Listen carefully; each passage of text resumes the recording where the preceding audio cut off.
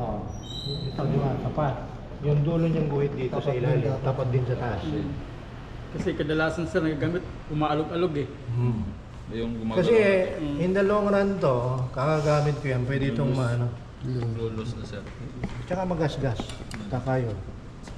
Makikita mo, lampas na siya dun sa ano. Hindi na accurate. Hindi na siya. Oh. Kung ilan yung makikita mo rito, ano, mina-minus lang. Okay? Now, pwede itong out, in, out siya.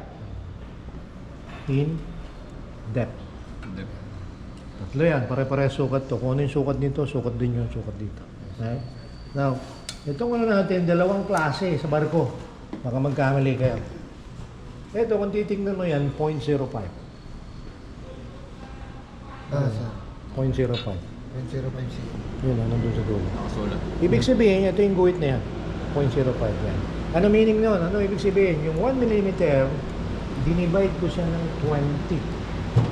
0.05 ang lalabas. So meaning, yung point ko rito, kada guhit, 0.05 yan. 0.05 plus 0.05, 0.1, up to 1 mm. So ibig sabihin, yung makikita mong guhit sa ilalim, 20 rin. Yan yun, 20 guhit yan. 10 lang makikita mong ano, pero ang guhit, 20. Ayan, yan yun. Kaya 20. So, ibig sabihin yung 1 mm, dinivide ko ng 20. Merong isa nito, 1/50. 0.02 ang value niya. Ibig sabihin, 50 yung guhit mo sa ilalim. Okay? Para saan yun? Okay? So, dito, hindi laging sakto na sumusukat ka na pag 1 mm. Yung unang-unang guhit, tatapat sa taas. Hindi ganun palagi. Pag hindi siya tumapat sa taas, automatic, hahanapin mo yung point. Kung alin ang nag-align somewhere from dito sa pangalawang guhit hanggang doon sa bago huling guhit at nagtapat, yun ang point mo. Okay, sasampulan ko ha. Ito yan. Sinukatan ko to, diba? So, assuming ito yung sukat ko. Kung titignan ko to, ako muna unang titingin, is nasa 18. Pero lampas siya. Tignan nyo. 18 mm. 18 sir. Yung zero yung unang titignan Yeah, mo. sir. Pero tapat na tapat ba siya? Tapat na tapat. Hindi sir, medyo... Okay. So meaning meron tong point. Diba? So hanapin mo ngayon dito sa mga guhit na to kung saan ang pinaka-align. Yung pinaka-align na align. Pinaka-align. Yung sumunod ng mga guhit.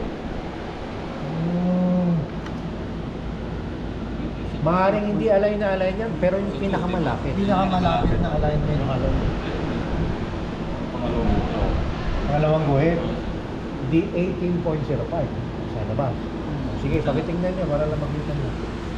Ganun ang ano niya kung gusto ng sakto ha. Pangalawang guhit. 18.05. Kasi isang guhit lang sir. Kasi kung tinignan mo, kung umalay niyo sa unang-unang guhit pa lang na zero, yun na yun. Yun na yan sir. Ibig sabihin, whole number to, wala pang point. 0-0 ako. Tapat talaga sa Oo. tapat sa pangalawa. Kailangan pala sir, ang caliber mo talagang maganda. Yun talaga. Hindi basta yung black. Kasi kalimitan. Luwag-luwag. Oo, yan Kaya ang ginagawa namin sir, Bigyan mo sa palitan. 0-0 na lang kami kumukuha. Yung iba naman sabi gumagamit sila ng ano, digital. Digital. Paano kung masira? Si digital, naubusan ko ng baterya. Ay, yung baterya. Di man? Di no? Yung accuracy ng digital talaga, accurate. Pero depende rin sa takas yung baterya mo. Pag mahina, Pwede. Ito sa 9 no ganda. Pwede magbigay yan ng ibang Tapat. ano. O sa 10. Digital na hindi din talaga pero Oo. Kasi pumili ako ng digital na medyo mura. Napamura ako. Shopee. Oo, napamura ako. maganda lang yung appearance. Maganda yung Pero ang forma. 0.5 eh. Yung 0.05. Nakita nyo guys? Wala na naman. Ha? Ito? So 1-0. Yung pinaka-align. Tapos itong pangalawang guhit, yung pinakatapat. So point ano?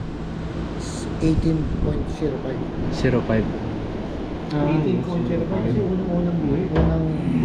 Yung pala. Point 1. Tapat. Kasi 0.05 plus 0.05 is 0.1. Kasi by 5 yung ano niyan eh. Diba? Dito yung 0.5, 18. Point, Ito yung 0.15, 0.15, 0.20, 0.25. Hanggang sa 5 pa mabuhay lang, niya. 0.5 pa. Kasi pag yan, automatic